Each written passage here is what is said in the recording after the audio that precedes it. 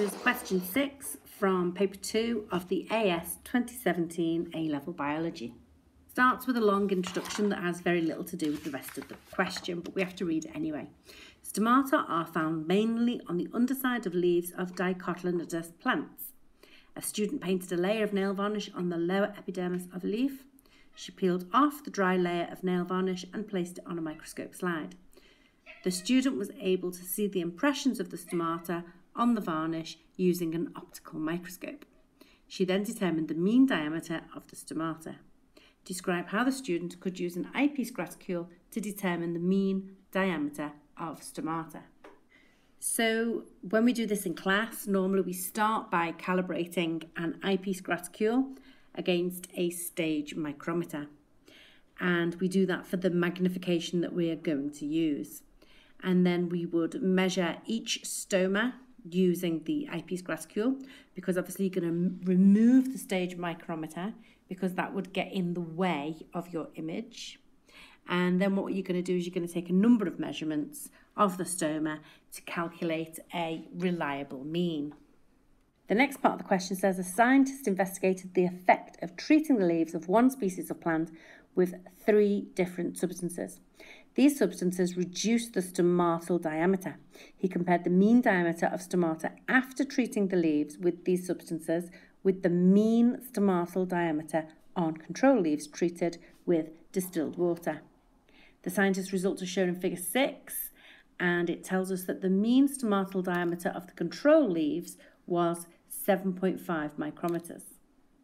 And so that makes this an interesting graph because what it's plotting is the reduction of mean stomatal diameter compared with the control. So that means that lamb 13, as I've circled it there, has had the most effect because it has reduced the most the stomatal diameter.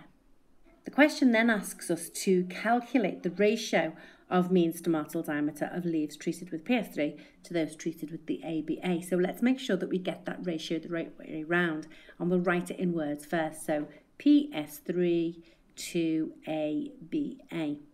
And then we work out that it's actually asking us about the ratio of mean stomatal diameter. It's not asking us about the reduction of mean stomatal diameter, which means that I have to take the mean diameter of my control leaves and minus the result from the graph, and that will give me my mean stomatal diameter for PS3 and my mean stomatal diameter for ABA.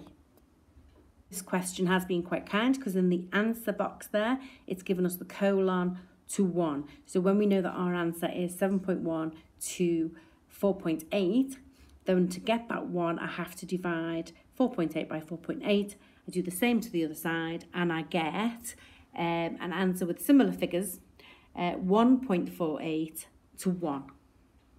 And that's because whenever we express a ratio in biology, we always do it to 1, and to achieve that 1, we divide it by the smallest number.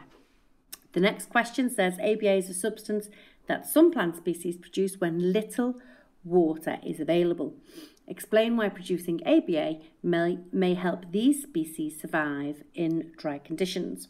So most students got the mark where they said that ABA reduces stomatal opening, and so there would be less transpiration. But less students took their answer that step further and talked about why that would help them survive in dry conditions. Why do they need the water? So clearly the answer is so that there's more water available for photosynthesis, and you could also put there that there's less water needed from the soil, which is why they can survive in those dry conditions. And the next question says that many species of plants can be infected by a powdery mildew, which is spread by microscopic spores in the air. Suggest, that means we're not expected to know the answer, but we can work it out.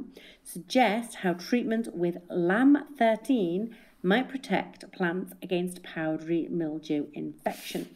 Well, if I just flick back on the page, I can see that lamb 13 was the most effective in closing the stomata. So therefore, if we close the stomata, fewer spores, microscopic spores that are travelling in the air, can enter the leaf. And basically that's all we needed to write to get the mark.